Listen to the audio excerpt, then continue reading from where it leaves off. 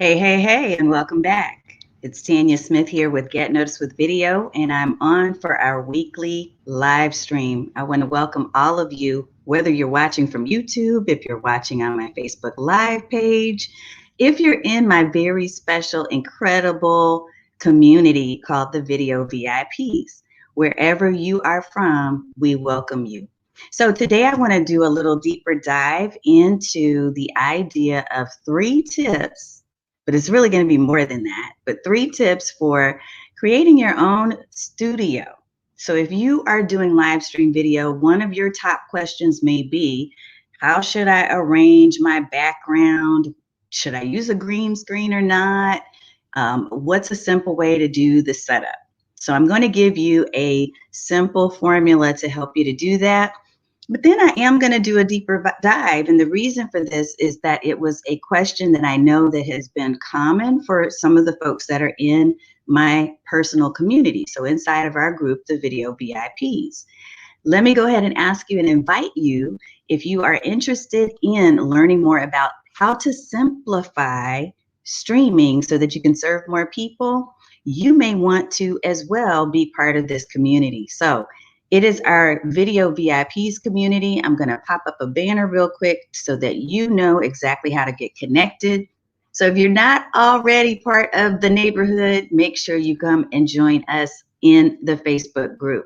Now, here's one of the things that I'll share with you that my effort for 2021 that I really hadn't focused on before this year, is I do want to also build my YouTube community. So I have begun to simulcast or cast in multiple places, including YouTube.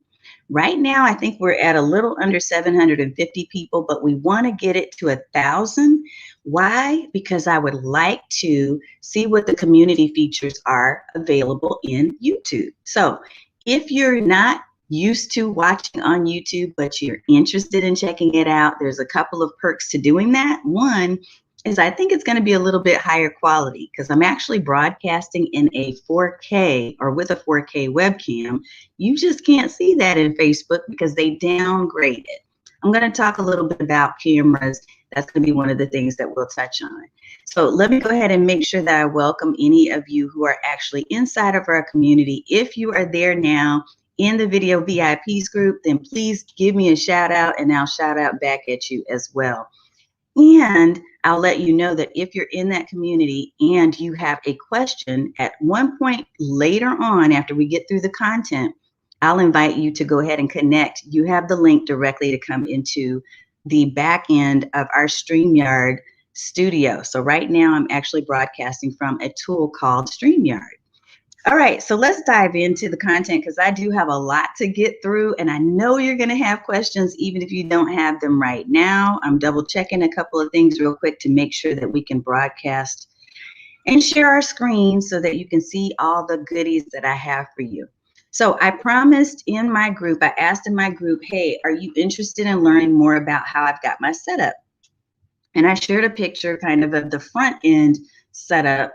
You can see the back end. You can see what's going on behind here, but I'm going to give you a little bit of understanding as to how this was set up and some history as well. Some of you have been with me for a very long time and others of you have not.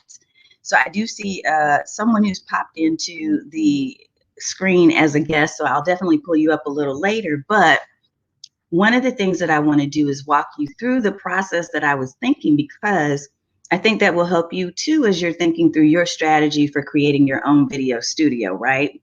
So if you're in the process of trying to do more live streaming or more live video or just on camera video, even if it's not live, but it's pre-recorded and you want to make sure it looks more professional, but it's not super hard or complicated to put together, I want to walk you through my own strategy and share some thoughts with you, okay? So that is the purpose of us doing tonight.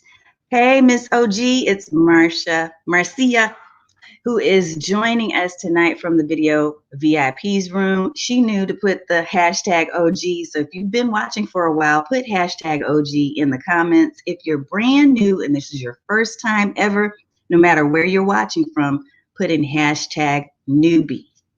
All right, so our topic again for tonight is tips to design and create your own personal video studio. One more thing before we dive in, I want to give a couple of really quick announcements. Tomorrow, for those of you who are part of the community, we will be doing it's monthly right now, but we do every now and then, we do a 1 or 2 times a month VIP office hours. So we're going to have office hours tomorrow where you can ask me anything you want to ask about video content. Yes, there is another Dr. Missy Johnson, who is an OG watching us from YouTube. Awesome. Welcome, welcome, welcome. But the other thing I want to mention besides office hours is that there is a very incredible event that's coming up. And I want to make sure you know about this. I don't want to forget to say it, but it's called the Client Attraction Machine. So if you haven't already received an email from me about this event, you'll want to check it out. It's free, and there are a number of powerful speakers that are going to be speaking at this event, and they're all going to be on live so they can answer your questions in real time. This is happening next week. I believe it's the 18th and the 19th. So definitely get your ticket for free at no cost. Listen in, sit in on the topics that matter to you most about growing your business. The idea behind this event is really to equip you so that you can really feel empowered in setting up a website that's going to create a professional presence for you. So some of the things that I'll be talking about will be how to use video to do that. And then there's a number of other speakers as well that will be talking about lead magnets and all kinds of incredible stuff. You will not want to miss this event, so definitely get in on it for free. And I'll remind you towards the end as well. I see Michelle. Awesome, awesome, awesome. And then I see I have someone who is in the group. If you're in my community and you haven't yet given permission, this is what happens. I can't see you and personally give you a shout out, but just know that I love you, love you, love you. Just make sure you go to StreamYard.com/Facebook and give permission so that I can acknowledge you on a personal level. I love the communication and the interaction. So you're going to have some questions. I know you will. This is why I need to go ahead and start diving into the content because I have a lot to share. There's at least 10 different things that I want to walk you through when it comes to creating your studio. So I actually have slides that will help you to dive in through that too. Hey, Miss Coach Danielle, it's wonderful to see you too, ma'am, from YouTube. Thank you. All right, we're going to pull up our shared screen so I can make sure you see everything you need to see there. Yay, Michelle signed up. Thank you, ma'am. The Client Attraction Machine. I'm really excited about what they're going to be doing with that.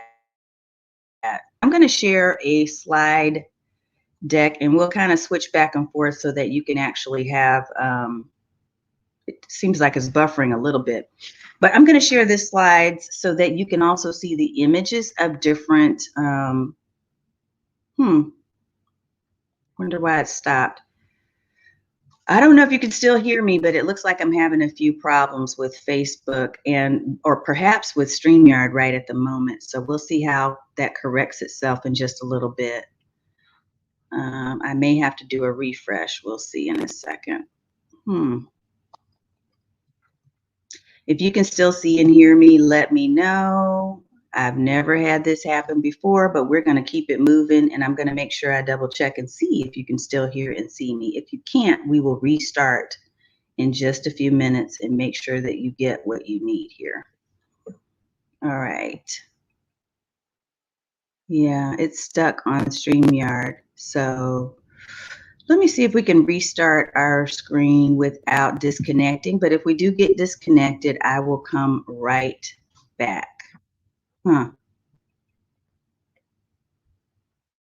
Give me just 1 second. We'll make this happen.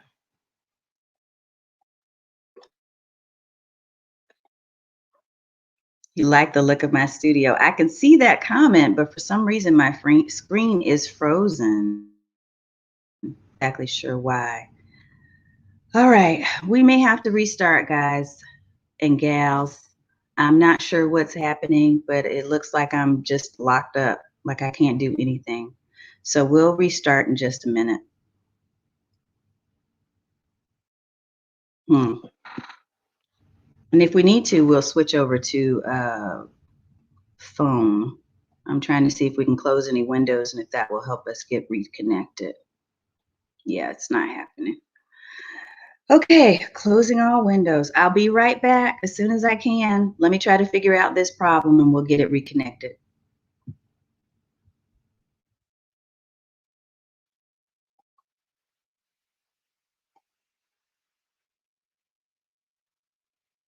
Hmm.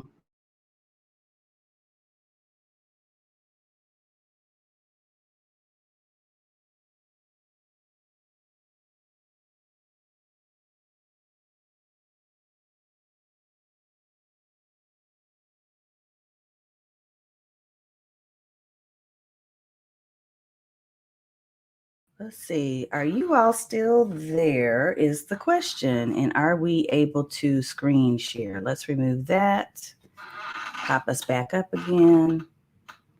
All right, Miss Jeanette, you can still hear me, Marcia? You could at the time. I had to restart, so I'm not sure if I'm still going live or not. If you can still see me, go ahead and type in the comments, and I'm going to look. So far, you can see me. Okay. I'm going to check on Facebook. Tracy, thank you. Bless you. I just love y'all for letting me know. This is so weird. It's just something odd happened. And it looks like we have switched cameras. So I'm going to try to switch my camera back to where it needs to be. It should be on the cam link. There we go. All right. Yes. Awesome. Okay. We are back. This is how you do it. So when things go wrong, what you do is you don't freak out. You just do what you know you can do and step right back in. That's how we do this. All right, here we go. So I want to share my screen. Everything is fine on your end. Good, Michelle. Perfect. Still here. Teresa, wonderful. I'm so glad, y'all. Thank you for letting me know. All right. And Coach Danielle, give me a thumbs up. So we're going live in YouTube and Facebook still. Wonderful. Now I'm going to try to share my screen again and see if this works. If it doesn't, then I will still walk you through manually without the lovely slides. And we'll just do what we do. I don't know what happened there. We're going to try this again. We're sharing the screen. We're still live. Yes. Okay. So I'm going to share with you some tips to create your studio. We're going to dive on in since we had that little glitch that was happening there. Let me make sure I present full screen so you can see everything, because I'm also going to show you not only the slides, but specifically I wanted to show you some of the images, some of the things that you need to see as far as equipment and that kind of thing. And Coach Danielle, thank you. She loves my setup. Well, I want to explain my setup. I want to tell you why I have things the way that I have them. So this is what I'm going to do for you, is walk you literally through some history. But before I do that, I want to talk a little bit about the difference between green screening and creating your own studio. And we actually hit on this last year for a bit, but I wanted to give you kind of an update and let you know some differences in the way that I'm doing things now versus when I first set up my studio. So there are a couple of good things about green screening that I don't want you to miss out on, right? So a lot of people find it very popular right now to use green screen with apps like Zoom, right? And even in StreamYard, you can use a green screen. And it's cool to use a green screen if you have a true green screen. So the one that you see on my page right here is literally the green screen that I have. Okay, so this is the green screen that I do keep at home.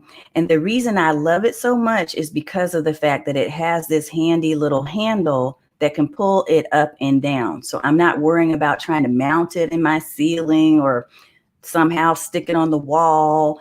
I'm not having to worry about wrinkles and all that other stuff, right? And Jeanette, yes, use green screen a lot with Zoom a lot for readings. Yes, because here's the thing about your green screen is it can hide your background. If you're not quite set up yet with a studio and you have things a little, not where you want them to be yet, it can give you an upgrade without necessarily going out and purchasing a bunch of stuff and setting up a studio. So it gives you the options of being able to jazz things up a little bit. It gives you some versatility because you can have a scene where you're on the beach, or you can have a scene where you're in a restaurant, at a coffee shop, or you can have a scene where you're in an office. So you can change the backgrounds up and make it really creative.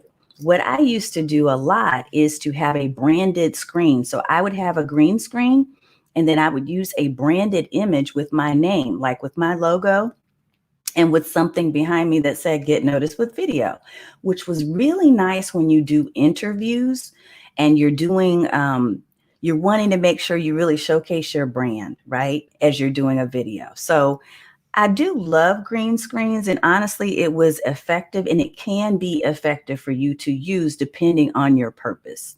So here's an example. Let me blow it up a little bit of some of the different types of green screens I used before I went to my own video studio. So I had a lot of different variations. And so again, if you're that type of person that gets bored easily, or you have different reasons that you want to use a green screen, again, to hide your background, or just, creative expression, you can certainly do that with a green screen. What I would caution you about is to make sure that you are doing so in a way that it doesn't take away from your brand. Now, one of the things I needed to do is fix the slide, and I see I didn't do that, but that's okay. You can kind of get the gist of the guy, the little balloon thing that you sometimes see, that character that's in front of car sales, car dealerships, right? And some other places.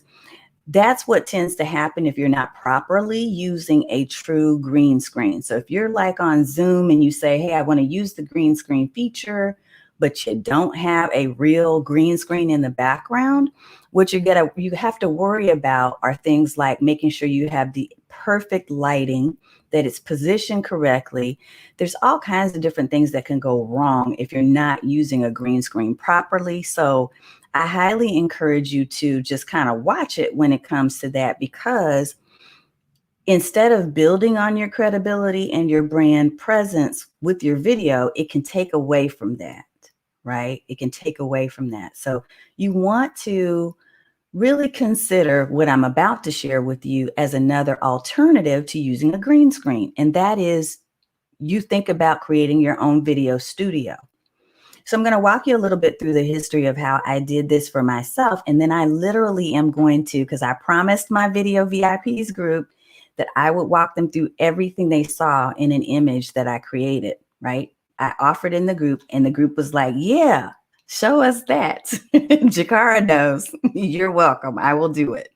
Okay, so we're going to talk a little bit about purpose, budget, and location. This is my simple studio magic formula. These three things are the three tips. You want to, first of all, think about the intent. Why am I setting up a studio? What's going to be the purpose behind my video content? What's the intent, right? Now, if you're a coach like I am, I'm a coach and a marketing strategist. So I work a lot with different clients relative to their video content strategy, right? And displaying and promoting themselves online, and their businesses getting noticed, getting visibility. Because of that, I want to set up my appearance and my presence in a certain way.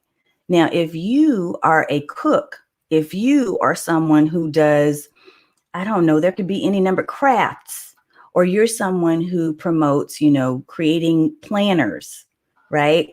Your setup is going to look different than the setup I have. So that's purpose. You have to think about the purpose so that you can make sure, as you're putting your studio together, you have all the accessories and things that you need that are logically going to support the content you're going to share.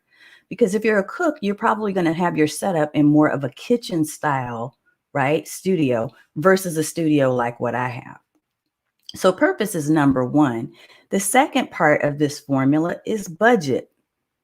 So as much as I can, as I walk you through the different components of my own setup and studio, I want to make sure I talk a little bit about budget and make sure that you're clear. So Teresa says she's a fitness trainer. So yes, as a fitness trainer, you are probably going to have a different setup. You're not going to have a desk style setup. And this is so key. I want to say this because I want you to understand What I often hear from people is, hey, I want a studio set up just like yours. Okay, but your purpose and intent behind the content you share is completely different. Like, you're a fitness trainer, you're a cook, you share recipes, you share exercise, you share crafts and planners and other things that you create. So you want to think about the purpose behind your studio and the budget that you have set aside to invest in the different parts. So just because you see me showing what I'm about to show you, it does not mean I'm saying to you, jump out right now and go buy all this stuff. I want you to be thinking in terms of, what can I afford? What am I willing to afford and put an investment in right now? And what do I really need? Because some of this stuff is going to be need, and some of it's going to be, I just want that because it's cool. I promise you, we do make those type of purchase decisions too.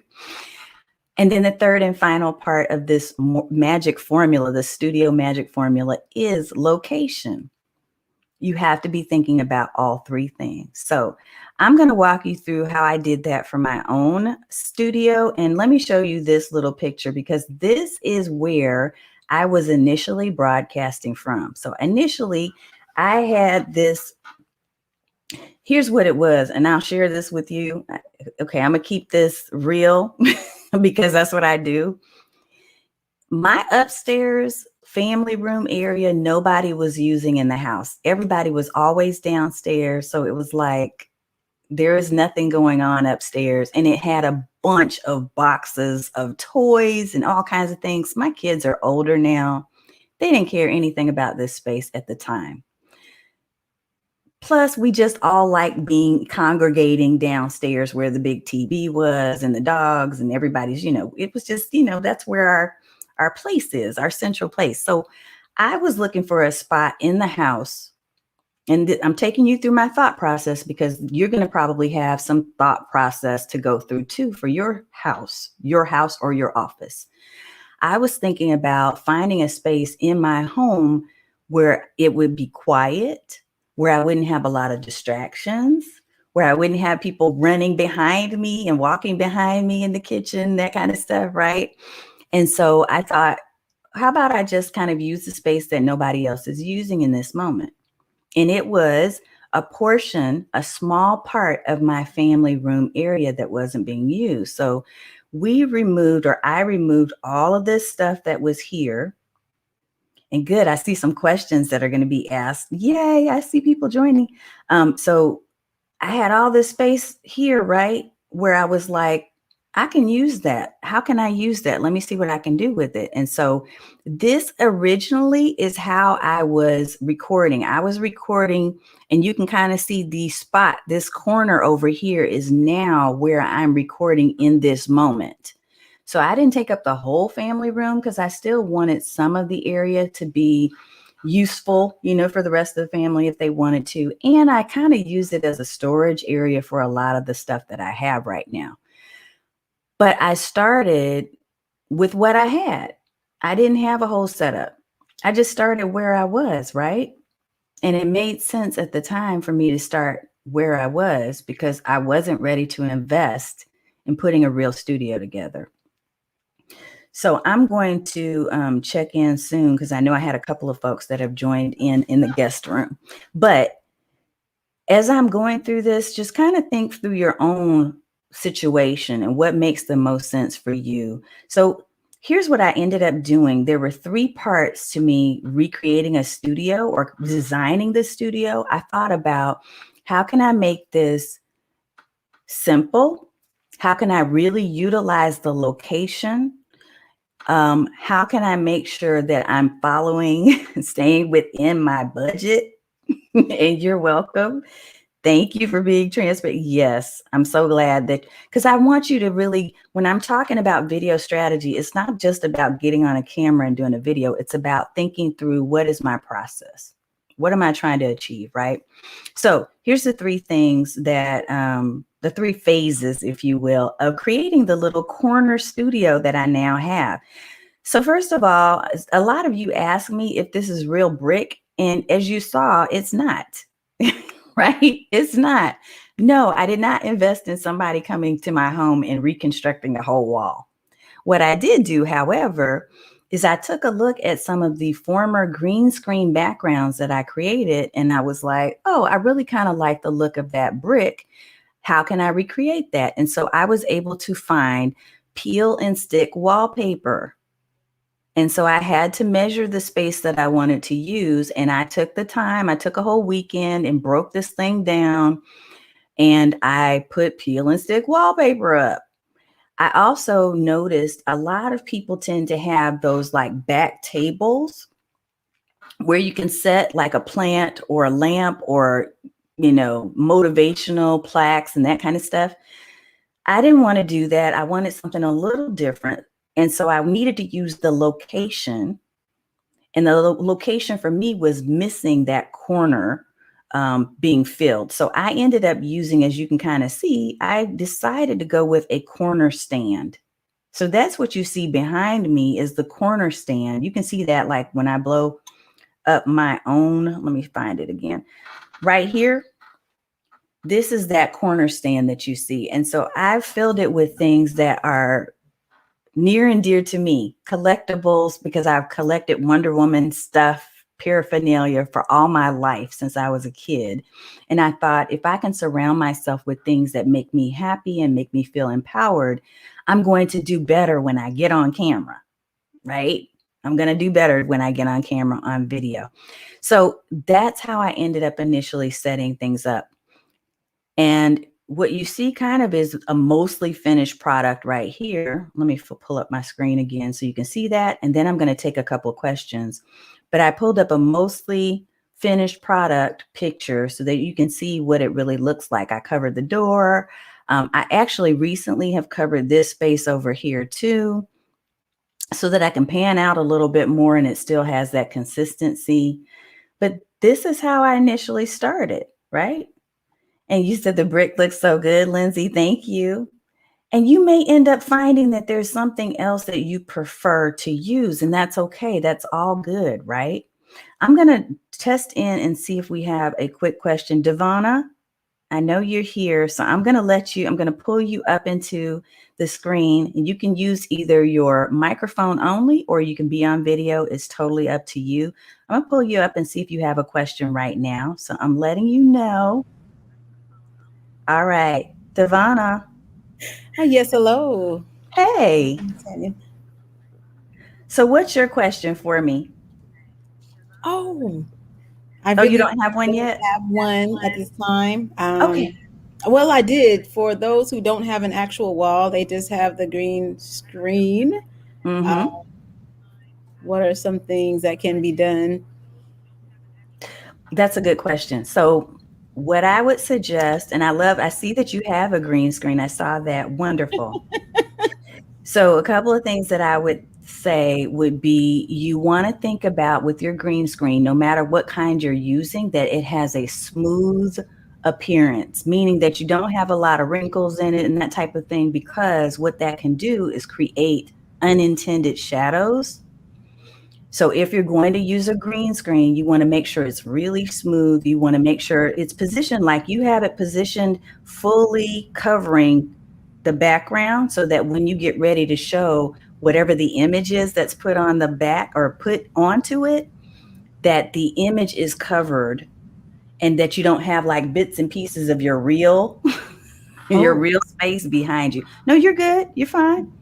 So you're doing good. No, you're doing fine. What I mean is when you actually have the image that your green screen will be covered by, that's taking up your full camera space is what I mean. So you're doing fine right now. You're doing fine because it looks like it's covered. The reason why I mention that is because sometimes people will buy a green screen that does not adequately cover the distance. It's not giving them the full space. So what ends up happening is you see something peeking out on the ends, on the sides, but then you see the nice green screen right here. This sometimes happens when people have those chair green screens, right? Because you can see the chair green screen and it looks like it's fine right here in that space, but then you can see the real background, like in part of the video scene.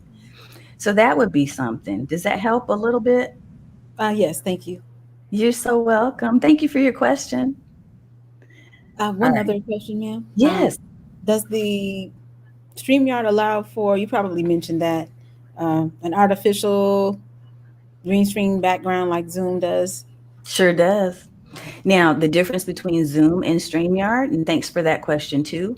The difference is that with StreamYard, you have to have a true, like you have a green screen, Devana, and I hope I'm pronouncing it correctly. So if I'm not, please correct me. Oh, Um, perfect. okay. If you have a real green screen, it's going to work. In Zoom, you can tell the app that you don't have a real green screen.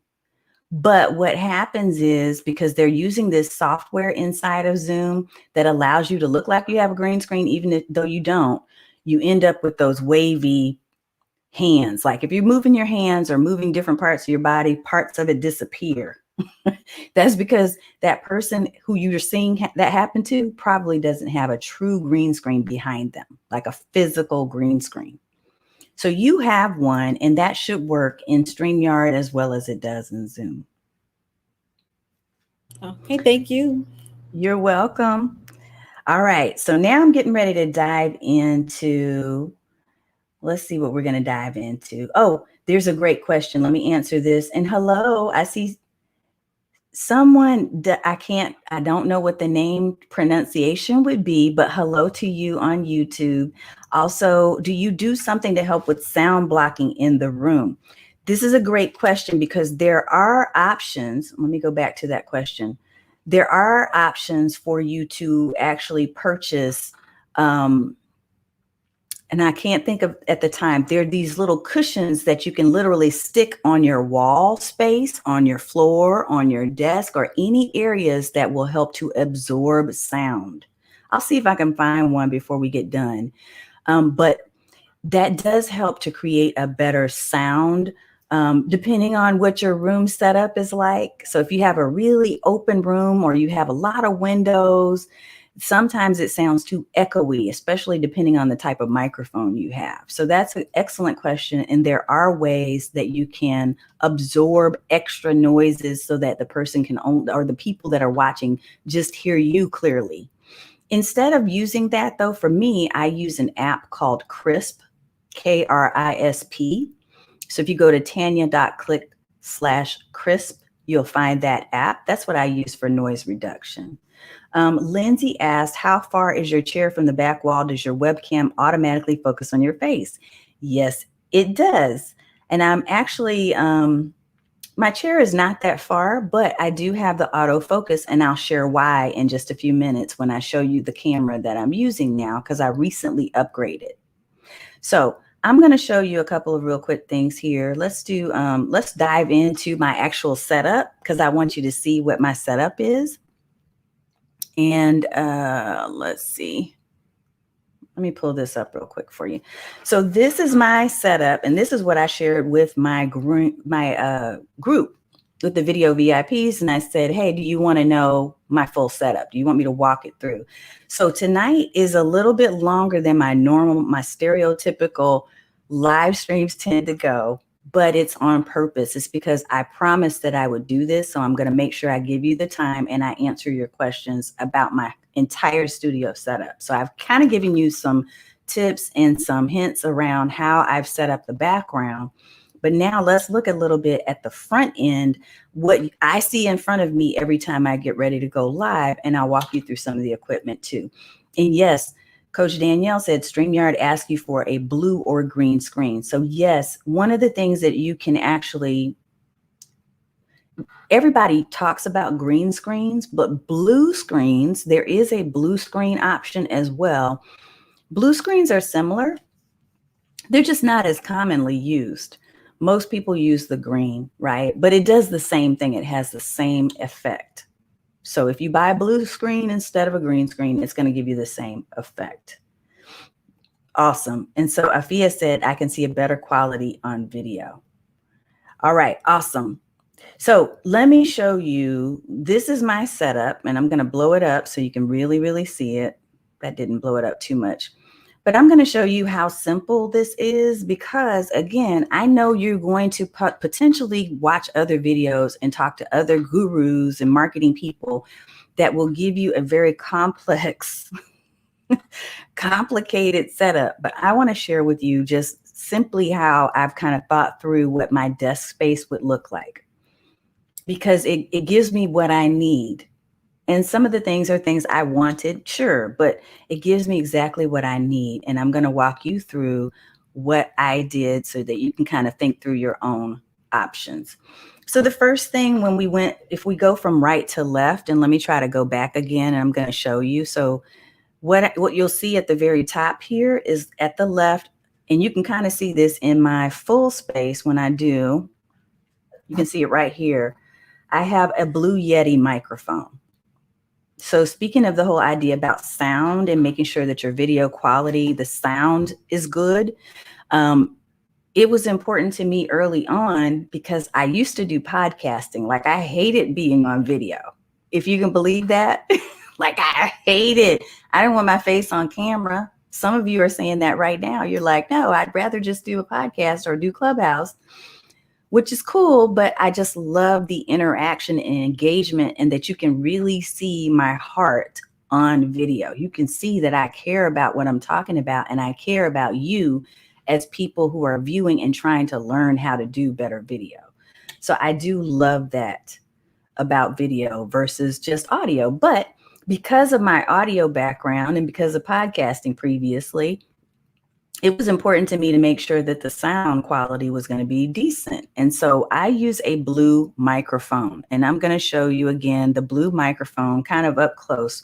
This one is upside down, but it's a Blue Yeti USB mic. And so all I have to do with this literally is connect it to the USB port in my laptop. The laptop I currently use is an MSI Prestige. So it is a Windows computer. I know some of you are Mac people. I think I have about 50% of Mac folks and Apple folks too inside of my group, but it's all good. There's room for all of us. I'm a Windows girl, so I use an MSI Prestige, right? And so my Prestige, and probably your Mac too, can work with this USB microphone. It's super easy to connect to your computer just with the cord that comes with it, right? And yeah, Misty, I think it is one of the best, right? But there are also people who like the Rode microphone. And Misty is a Windows person too. Thank you. So I have a buddy. And I see Michelle is as well, PC girl. So yeah, I love using the Blue Yeti. It works for me. If you're looking in terms of budget at microphones, I spent about somewhere between 100 and 150 on the Blue Yeti microphone a while ago. I think right now at this time, it's probably around the same amount. What I would suggest for any of the gear that you're going to look at tonight is you can go to my page, and let me make sure I put this up here so that you have it. You can go to my website at getnoticedwithvideo.com. I actually have an entire Amazon store that's dedicated to video equipment, books, accessories, etc. You can find any of this there. Okay, so just a tip so that you know that that's available. But the Blue Yeti mic, this kind of stuff, I would probably wait until there's a holiday and there's a sale, because almost always they're going to go on sale, especially around Christmas and Thanksgiving-ish, right? So that's the first thing that you see in my setup. The second thing, this is a nice to, this is not a have to, but I just wanted to share my whole setup. So I'm going to be transparent, like I said, as I always am. I use a salt crystal lamp. And yes, hooray for holiday sales. I use a salt crystal lamp because at some point in my setup, I remember someone telling me, someone who's near and dear to me, that they felt like if you're going to have a lot of electromagnetic waves and radiation and stuff around you, you should have one. Now, does it work or does it not? I don't know. I've heard there are health benefits as well to having Himalayan salt crystal lamps. I got one because I love my salt lamp. I love it for the ambiance. I love the way it looks. And it is, for some reason, it helps me be calm. So I have a salt lamp. Am I going to make any claims about it? for the electromagnetic stuff? No, because I don't know that that's truth. You'll have to look that up yourself and make a decision. But I do have that on my desk. All right, number 3, I have a second monitor. So what you're noticing, or you may not notice this because I usually try to do it very seamlessly. But when I first started putting my whole desk together, I initially only had the monitor that came with my laptop. And then one day my husband was like, you know, girl, your eyes are not great. They're not. My eyes are not great.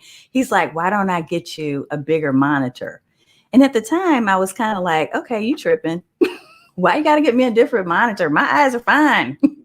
Yeah, they're over 40, almost 50 eyes, but when I got this monitor, I'm telling you, it opened so many doors and gateways for me. One of the things that it helped with the most for video is that it gave me the opportunity to not have to try to manage everything in a single screen. So when I'm sharing my screen, I'm sharing using the larger monitor. And really nowadays, I do mostly everything with the larger monitor that is connected to my PC. So second monitor is something I also have. And in addition to the monitor, there are stands, arms, and surge protectors. So if you notice, you can't see this, but I can see it a little closer. There is an arm that connects my second monitor to my desk.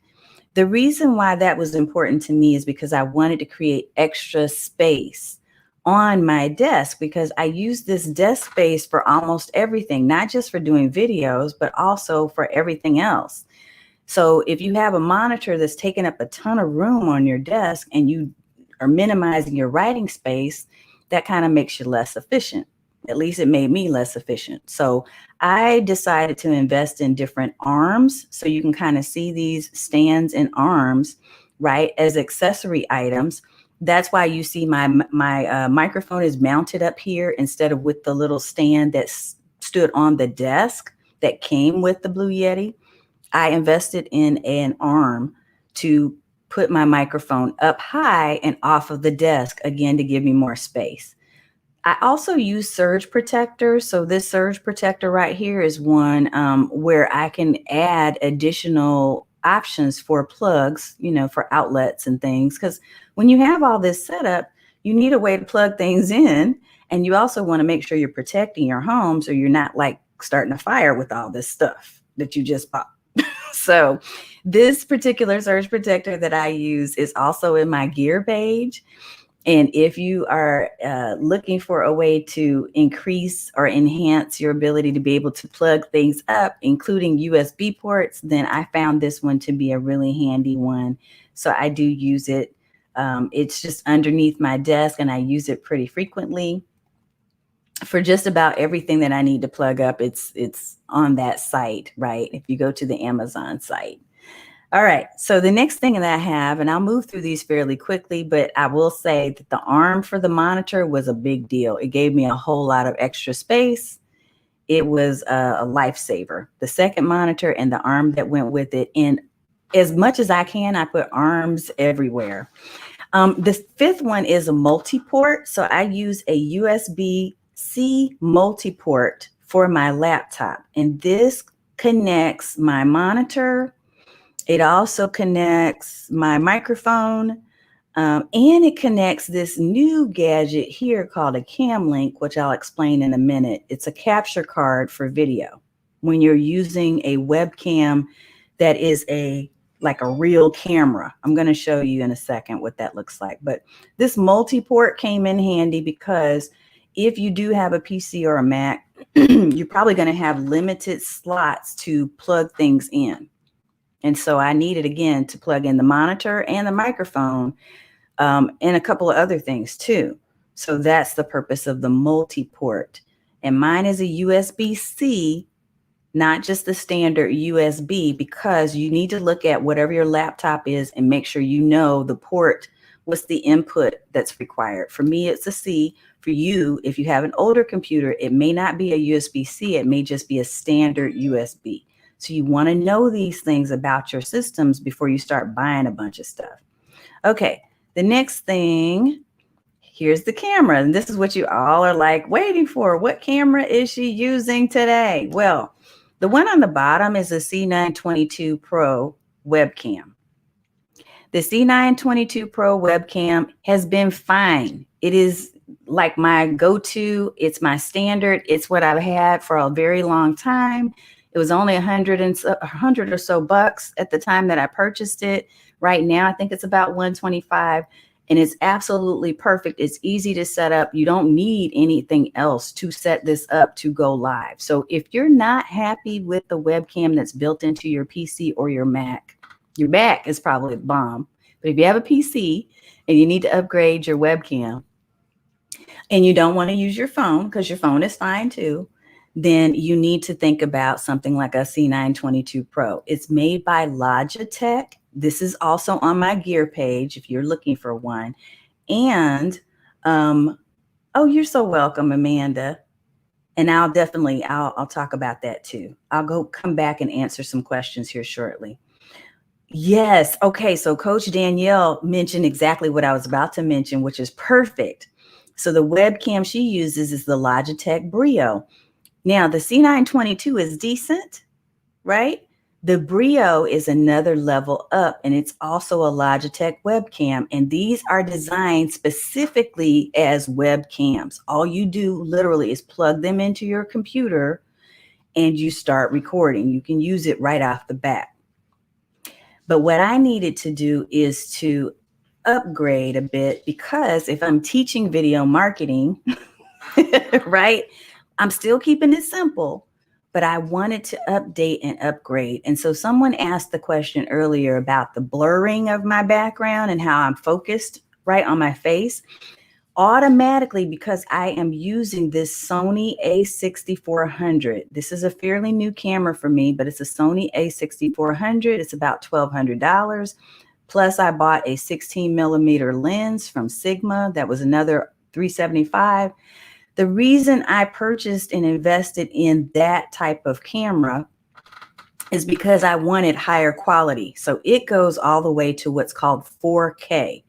If you have done any type of research on TVs lately, right, you know, a lot of them are at 4K, and now they're even going beyond that. I say they're going beyond that. I'll say the capability goes beyond that, but really you don't have to have that, and you don't necessarily need it to go on video and to stream. I love the quality, but was it a have to? Heck to the no. Before I used this, which literally I've only used it now in 2 videos. If you all go back past 2 videos, you're going to see me using what I had was a Canon DSLR webcam. My Canon worked fine. The reason why I switched to the Sony is because I wanted a higher level of quality so that I could see what is the difference and does it look better on YouTube if I'm building my YouTube channel. YouTube people are snobs. I'm not going to lie. When it comes to quality. And that's intentional, because if you're doing Facebook live streaming only, you can pretty much get away with 720 pixels, which is a little lower quality. It's lower quality than even HD at 1080p. Facebook Live will halt you unless you're a gamer who has been approved to go to HD quality. Why does that matter? It only matters, again, if you really care about the quality that you're going to upgrade. If not, you can literally get away with the C922 Pro webcam. You can also get away with the Canon that I used to have, because you're going to be cut off at 720 pixels anyway. So my Facebook Live right now looks like it's probably the same quality as the other ones that I did before now, because Facebook is limiting your streaming quality, but YouTube is not. So the difference you'll be able to see if you're watching me right now and you're watching on YouTube, you can see the difference between YouTube and Facebook quality. So I'm saying all that to say, don't go overboard. The reason why I invested in a higher level is because I teach video and I wanted to be able to show you the differences. I wanted to understand and learn more about that, but you are perfectly fine at 720 pixels. If you're just doing Facebook live streaming, you can literally just use your webcam, the $125 one. You can just use your phone. you'll be fine and it still will be decent. But you may not get the specific effects like the person that was asking me about the blurred background and the autofocus. Okay. It's just not going to be the same quality. Okay. I am going to come back and answer some of these questions. And again, I would recommend if you're thinking about investing in something like this, you want to be thinking about your budget because you're going to have to add some extras such as this cam link. So I mentioned the cam link capture card. The reason why I needed this cam link is because I bought the Sony a6400. So since I bought that nice, high quality, beautiful Sony, you can't just plug that into your laptop and go. You need to have other things. There's other gear that you have to buy to go with it. So first of all, you need to have a quality lens, which is why I bought the Sigma lens. You need to have the cam link or some type of comparable capture card. Now, I tested out 2 different cards. One was a cheapo $40 capture card that I found on Amazon. It did not give me nearly the quality that the Elgato Cam Link did. The Cam Link 4K capture card you see right now is about $115 last time I checked. That's on Amazon, or you can find it in a number of different other shops like BH Photo Video. The cam link, what it's doing is it's basically converting your camera, because I can use my Sony camera to go take shots of my daughter's soccer games or anything else. And it's going to be super high quality, nice, clean, and crisp. But if I want to convert it to a live streaming webcam, like I'm using it right now, I need something that's going to tell the computer, hey, we just connected this really nice, high quality camera to your PC, to your laptop, and we want to use it to do video. So the cam link is the link between my computer and the camera. And then there are also other cords and things that you need to buy. So I'm saying all this with honesty to tell you it's not just buying the camera. You also need to think about the accessory items. If you're going to do that, you've got a budget for the accessory items too. So I'm giving you all of this to just make sure you're thinking through, wait, am I really ready to invest in all of that? Or should I keep it simple? Keeping it simple right now is good too. Okay, here's something I want to show you real quick. We're almost done. I want to show you this setup because some of you were showing me pictures of your setup and it looked like a fire hazard. So you know who you are in the group. This is a really kind of neat, a couple of things. So I have my Sony camera, which you can see right there, right? So I have the Sony camera set up inside of a ring light. So the ring light is what gives me the beautiful, well-lit scene that you're looking at, okay? And this camera is mounted in the middle of that ring light. I also still use my C922. If I'm doing a Zoom all day conference like I've been doing here lately, I'm not using my expensive Sony for that. I'm just going to use my C922. But I don't have it all, I want it neat. So I found a neat little extender that gives me the ability to literally just take this and attach it to, it's a clip-on that I can put onto my desk and use the C922. And it also has its own separate little light so that I don't have to use my really pricey, high quality stuff. One of the reasons why, and let me be real with this, one of the reasons I don't use all that expensive gear is because I'm not trying to showboat when I'm on a Zoom call, right? Think about it. If you're on a Zoom call and you're just doing like a day-to-day meeting or something to that effect, you don't need all this fancy stuff. I did that, or I have the 2 separate scenes set up because I want to just go average when I'm in a Zoom call. But when I'm speaking to you on these live streams, I want it to be crisp, clean, and movie quality. So that's the reason why you're seeing the difference. But you literally can keep things neat and organized if you find the right types of stands. And so I do love this stand. Even if you didn't have the ring light, the expensive one that stands on the floor, you can just get something like this that's a clip-on to your desk, and it has both a light and space for you to put your webcam. Okay, I'm checking comments real quick here. Yes, I am doing more YouTube. Yes. Currently have a Canon M50. Yes, and I love a Canon M50 as well. That's another option besides the Sony a6400. Although I love this Sony a6400. It's like, it's giving me life. Like, I debated between doing that and a Canon. Here's the thing, something that you all might want to know. I had done last year a DSLR class. So we did a class to help you get set up with your DSLR camera. Canon has software. Instead of you having to go and buy that cam link I was talking about and a bunch of other stuff, Canon has software that you literally can install from your computer, and it automatically helps your PC or your Mac to recognize, oh, there's a camera attached. So it prevents you from having to spend another $100 on a capture card. But when you use a Canon and you use their built-in software that you can install, that software will not give you 720 even quality.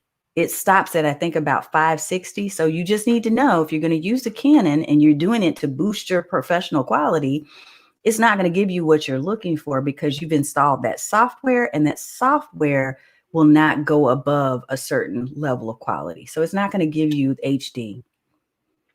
All right. Yes. So someone asked, where did I get the clip-on? And I would tell you that the best place for you to go to find all the stuff I'm talking about right now is go to my website, getnoticedwithvideo.com/gear. And right dead in the center of the page is a link to my Amazon store, where I intentionally went and added just about everything we're talking about tonight. If you miss something or don't see something you're looking for, just shoot me a quick email or click on the help button at the bottom of my website on the bottom right and reach out. And I'll make sure I get you a link to that. So Streamdeck is the very last thing I think I'm showing you. Actually, it's the second to the last thing. Streamdeck is cool, but let me tell you the purpose of it. It's a nice to, it's not a have to. The reason I bought the Streamdeck is because I want to learn how to further automate my video presentations. And so I'm just going to give you a really quick high level understanding of what it does. Streamdeck, you can program all of the buttons to do certain things. You can program it to turn your lights on and off. You can program it to switch between different camera views. You can program it to, go turn on a video or turn off a video, and you can program it to do a lot of different things. I just haven't taken the time yet to program it all and to learn it fully. So one of these days I'll do a Streamdeck class. But our very next webinar where I'm teaching you how to specifically do something is going to be on Wave Video. So I got to push that down the road a little bit and learn more about Streamdeck. But that's the reason why I have a Streamdeck. My husband bought it for me for Christmas. And I was like, yeah, I really need that. But I really didn't need it. I just wanted it. So it's not a have to. Here's the final thing I'll share, and then I'm going to go back and look at questions and make sure I try to answer those. The final thing I would tell you that I thought through when I was doing my setup is Ambience. I love Goose Creek candles. And so there is a candle called Silly Tricks that is a cereal scented candle, but it's not cereal in the way you think of cereal. It's like fruity. It reminded me of a favorite cereal brand that I used to eat when I was a kid, which then reminded me of home and family and things that I love. So the point is, you want to think about, as you set up your studio space, how can I make this mine? How can I make it represent me? How can I make it feel like a spot that I want to sit in and deliver an engaging video, right? So I do find little things, little knickknacks, as my grandma used to call them, like my Wonder Woman stuff. And even the lighting that's behind me, this kind of sentient lighting behind me that's pink. I love that color for the backdrop of my stuff. And so I found these little flexible neon lights and things that I put behind me for the ambiance. Again, not a have to, but it sure does give you, if you're going for a certain look that you want, you can look around and you can find stuff. I think I found this for like $6, and the candle maybe even $20, maybe on sale for $15 if it was a holiday. But that is the whole setup. I've given you everything, and I knew I took longer than I normally do, but I wanted to make sure to show you my whole entire setup, and that's kind of what I've done, is share with you all the things, even the candle over here on the right. But this is what it looks like to me as I'm presenting to you on camera right now. I have my little iPad off to the left, but I don't always have that. The only reason why I have that is if I want to double check and make sure things are going well, like we had the little glitchy moment earlier. But I try to keep it simple, and I keep my desk fairly clean, and I'm really careful about making sure we don't have fire hazards, thus the surge protectors. And I even use the little, the little twisty ties to tie certain wiring together to make sure that it's neat. And I'm not creating a situation where I'm going to have stuff bumbling over and falling over and messing up as I do the video. So those are things that matter to me. Let me look at questions. And I have someone, let's see, if anyone who's in the community, if you're in the Video VIPs group and you have a question and you want to come on live, feel free to go ahead and click on the invitation link. I'm going to scroll back up and see what else I need to see. Make sure I answer some questions. Thank you for sharing, Misty. Let's see. I've heard that this is one of the best. The Yeti, that is. Yes, Misty, I think we addressed that. Teresa says she's team MacBook. You and my daughter, Teresa. It's all good though. Michelle says she had both, but can't give up her PC. Jeanette also uses a Mac and an HP. Okay, so we got some multi-love here for different types. Let's see if I have any questions. I'm looking for questions. This is great information. Thank you. Any must-do suggestions for an office that has a lot of windows? This is an excellent question, Amanda. And first of all, it's good to see you. Yes, if you have an office that has lots of windows, you're not going to need all this crazy lighting stuff. I do, because the space where I created my studio is very dark. Even in the daytime, I just don't have enough lighting. But I prefer, if you have a lot of windows, natural lighting is the best type of lighting you can have for video. As long as it's angled properly and you can see your face clearly, right? It's the best. If you have an office with lots of windows, position yourself so that you can leverage that natural light. And then you will not have to invest in all the fancy ring lights and things that I have. Like, I have probably even a few more lights around that I'm not showing. But yeah, natural lighting is beautiful. Let's see. Coach Danielle. Yes, I am doing more YouTube. The Canon M50. Oh, and you mentioned Afia. She has the Canon M50 with a 50 millimeter lens, I think, as you corrected it. Lenze. Awesome. I answered the question about the clip. Oh, is the other style light a little better? And then you followed up with like the LED light box. So here's what I'll tell you about that, because I do have 2 light boxes that I started out with. The light boxes are the big giant boxes that you'll see, especially photographers used previously. I don't know if they all still use them now, but it was one of the earlier lights that a lot of people were using for live streams. I like them, but for me, I stopped using them. Like, they're in a closet somewhere because they're super bulky. And I like breaking down my studio to the simplest, most minimalistic, setup that I can, but they're really bulky.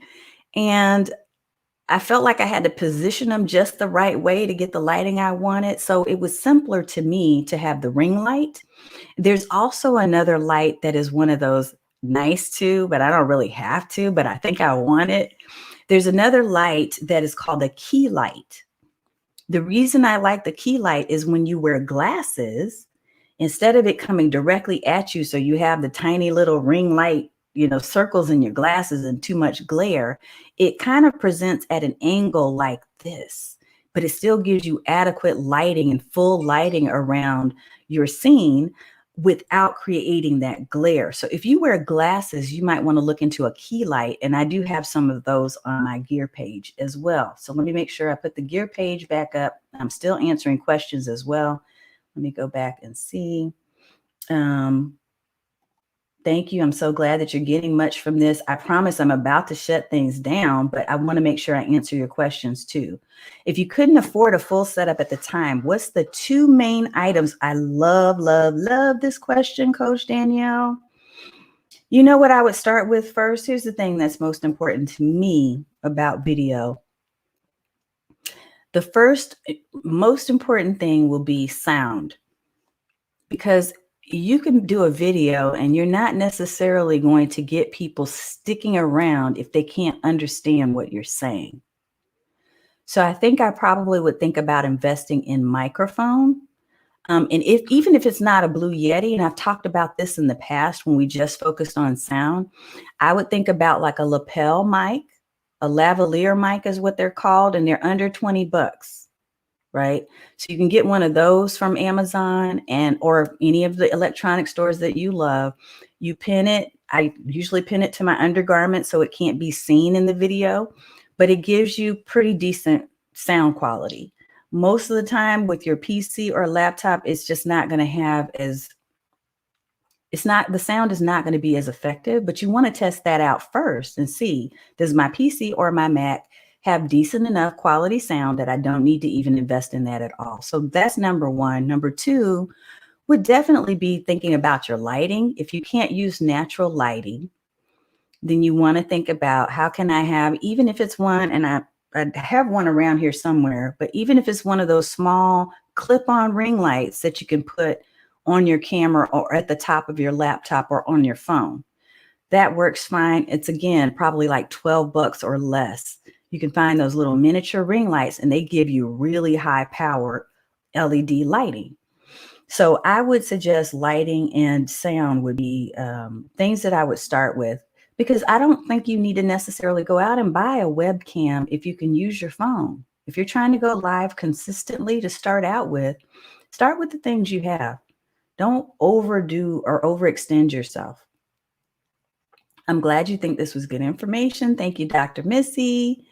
Amanda says, so would you set up a desk to face the windows? I probably would, Amanda, depending on your office setup, right? If it's doable without it creating chaos for you when you're working, then I would love, if I had a home or an office that was set up to where I had a lot of nice windows, I would probably prefer to have the windows facing me so that that natural light, depending on the time of day that you're recording, would give me the boost that I want. First of all, I think it makes you look younger. Not that you need that, but I kind of like that, because sometimes the ring lights and even the high quality camera, they catch everything. When I first started using this Sony a couple of weeks ago, I was like, well, dang, it's like catching all my wrinkles and my little pimples. And, it's like getting everything. So I liked it, but I didn't like it. Natural lighting is much softer and it just gives you a nice little glow, and it still gives you the coverage you need. Somebody asked about umbrella lights. I would say similar to the shadow box lights or the light boxes. I have the same opinion of those. Really bulky and can get in the way, so it's not my favorite thing. Charlene has the Canon T7. Yes, ma'am. And you can use that like I was using my Canon for a long time. And it was perfectly fine. And you could install the software from the Canon site and it works.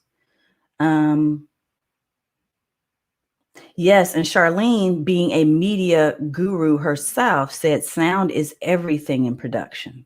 So she's affirming what we talked about with audio. All right, Amanda said, thank you. I'll be rearranging my office. Lavaliers do work great, Jeanette. Yeah, they're fine and they're super inexpensive. I love them. Is a lavalier or a lapel mic better than headphones with the microphone? Here's the thing about headphones. I think a lot of times people use headphones, and I have several pair of headphones, but I didn't like the way they looked on camera. I thought it kind of took away from the presentation.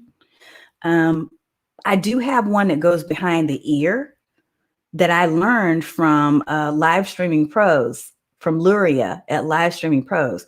I have one that goes behind the ear, and that's on my gear page as well. That the purpose for you using those is when you notice that you have a lot of echoing, right, in your sound. If you listen to your videos and you're seeing a lot of echoing and you don't have all the equipment and the things to kind of help your sound quality go well, then using headphones can kind of remove some of that, either like a vibrating noise or an echo sound. So those headphones are not my favorite thing. Personally, if I had to pick, I'd probably use a lavalier or lapel mic, as long as my sound is not being impacted by the fact that I'm not using a headphone. Coach Danielle, I wear glasses, so going to look into the key light. Yes, key light, I'm really interested in experimenting with that, but I saw a lot of really pricey ones. So you want to shop around for that, Coach Danielle, and make sure you get something that's affordable. Because sometimes I think they hype these things up and they're just not all that. You don't have to have like a name brand one, but definitely, because I know Elgato has a key light that a lot of people use. But that is something I probably would experiment with and just keep it affordable as much as possible. But I do like the fact that it has that angle, because I wear glasses at times too. All right, we have gone far over and above my normal time, but I hope that this has been helpful and useful for you. And I appreciate you sticking around and just asking the questions and, taking a look at everything that we have to talk about when it comes from or comes down to live video studios. I hope that I've answered everything. You're very welcome, Coach Danielle. I appreciate you being here. And I'm glad, Charlene, that this supported you and gave you what you needed to. All right, folks. Well, we will be back here next week. Remember to go and check out. There's a couple of places I want you to definitely look. One is to be sure that you go check out the clientattractionmachine.com, because they have that free event that's coming up next week that you do not want to miss. And then 2 would be to definitely go and check out our gear page if you have questions about any of the equipment and things that we've talked about. And definitely we have other things that are coming up. So just my website has the calendar. If you ever want to know what we're up to, check there first, or join our community, the Video VIPs on Facebook. It's been my pleasure to share what we've shared tonight. I hope that you have an amazing weekend. For those of you who are in the community, I will see you tomorrow for our office hours if you have more questions. And that's it. All right. We'll see you next time, everybody. Be blessed and stay safe.